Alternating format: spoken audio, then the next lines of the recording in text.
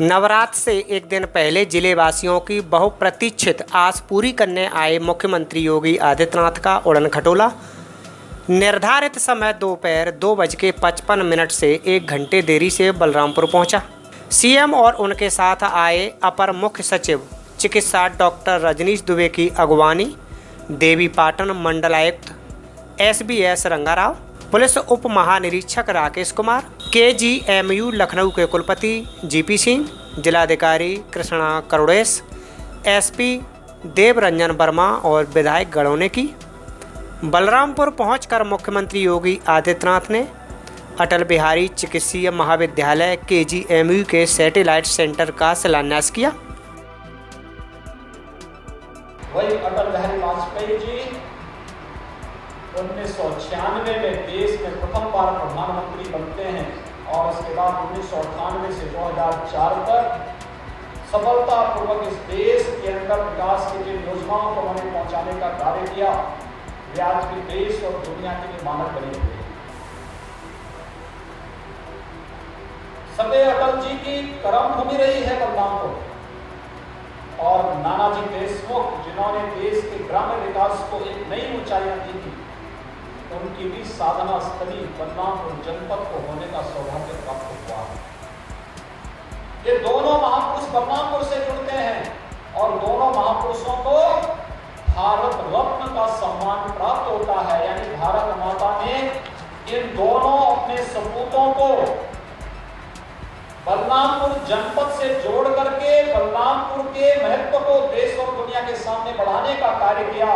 तो स्वाभाविक रूप से हम लोगों का दायित्व बनता था कि बलरामपुर जनपद में बलरामपुर की भावनाओं के अनुरूप विकास की योजनाएं पहुंचे। इसलिए ये हुआ कि जब यहाँ मेडिकल कॉलेज बनाएंगे तो हो सकता वहाँ प्रोफेसर न मिले, वहाँ पे शिक्षक योग्य शिक्षक न मिले।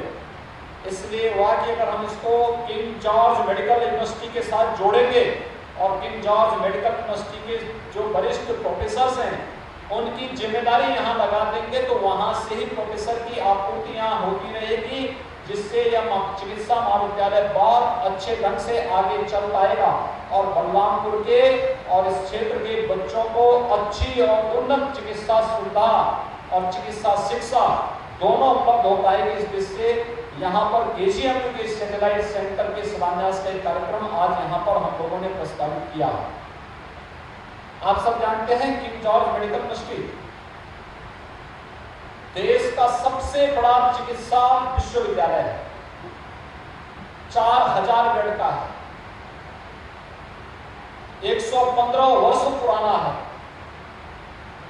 और आज भी अनेक क्षेत्र में उसने बहुत विशिष्ट योगदान दिया है। जब KGMU का सैटेलाइट सेंटर के रूप में यहाँ पे मेडिकल कॉलेज बनेगा तो यहाँ पर फैकल्टी की कमी नहीं होगी, क्योंकि इसकी आपूर्ति तो KGMU कर देगा और यहाँ पर लोगों को उन्नत स्वास्थ्य की सुविधा यहाँ के लोगों को निरंतर प्राप्त हो सकती है। इसी दृष्टि से आज हम लोगों का यहाँ पर आगमन हुआ है कि बहुत दिनों से बात चल रही थी, लेकिन पिछले 6 महीनों से आपने देखा होगा कि कोरोना वायरस के कारण सभी बड़े कार्यक्रम स्थगित थे। कल से कार्यक्रम हम लोगों ने अनलॉक के 5वें चरण में जो अब नई गाइडलाइन जारी की है कि 200 से अधिक लोग एक जगह में एकत्र हो सकते हैं, लेकिन वहां पे प्रोटोकॉल का पालन अनिवार्य हो।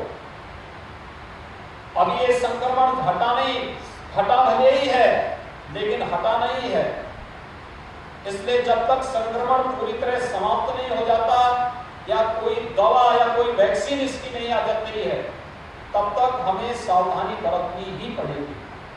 और सावधानी के लिए जो 2 मंत्र आदरणीय प्रधानमंत्री श्री नरेंद्र मोदी जी ने दिए हैं, 2 गज की दूरी और मास्क जरूरी, अगर हम इसका पालन करते हुए अपने सभी कार्यक्रमों को संपन्न करेंगे तो हम कोरोना को भी परास्त करेंगे और अपने इच्छित कार्यों को भी आगे बढ़ाने में हमें मदद मिलेगी।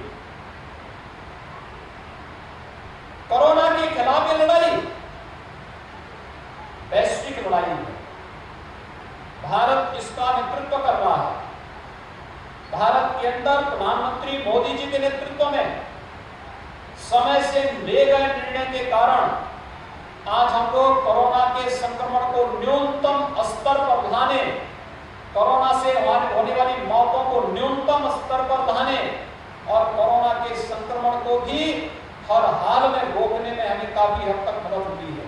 लेकिन भाइयों बहनों, मैं आप सबसे अपील करना चाहूंगा, जब तक संक्रमण पूरी तरह समाप्त नहीं होता या कोई दवा या वैक्सीन आकर के इसके संक्रमण के प्रभाव को पूरी तरह समाप्त नहीं कर देता है, तब तक हमें सावधानी बरतनी ही पड़ेगी।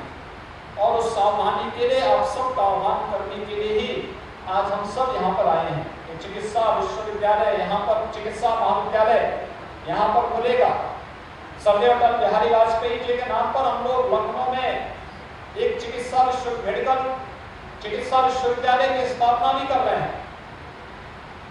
ये चिकित्सा विश्वविद्यालय जितने भी हमारे प्रदेश के अंदर मेडिकल कॉलेजेज होंगे, उन सभी मेडिकल कॉलेजेज की संबद्धता अटल बिहारी वाजपेयी चिकित्सा विश्वविद्यालय से होगी। प्रदेश के अंदर चिकित्सा के क्षेत्र में पिछले 3 वर्षों के दौरान बहुत बड़े कार्य हुए हैं।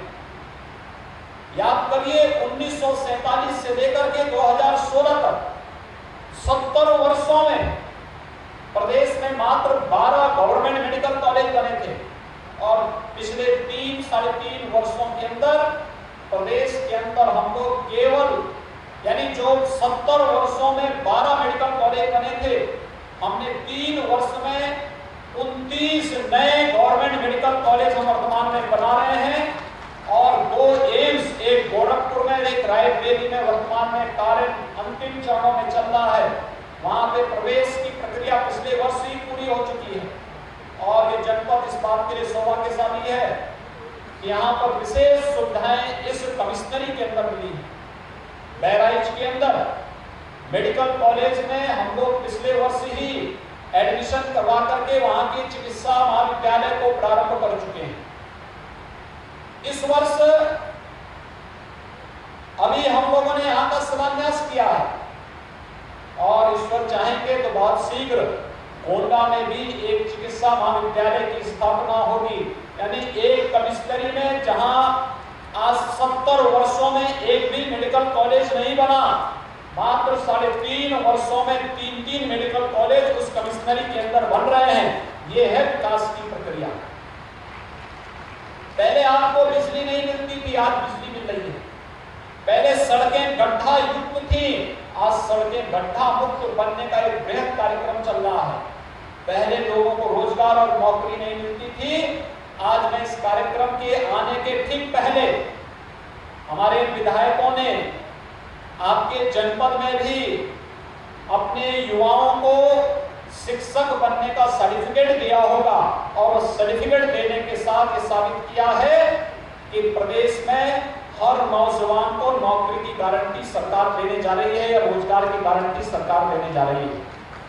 पिछले 3 वर्ष में हम लोगों ने 3 लाख से अधिक युवाओं को नौकरी दी है और 3 लाख से अधिक नौजवानों को नौकरी देने के बाद अगले 1.5-2 वर्ष के लिए भी हम लोगों ने कार्यक्रम बनाया है कि 3 लाख अतिरिक्त नौजवानों को नौकरी देंगे।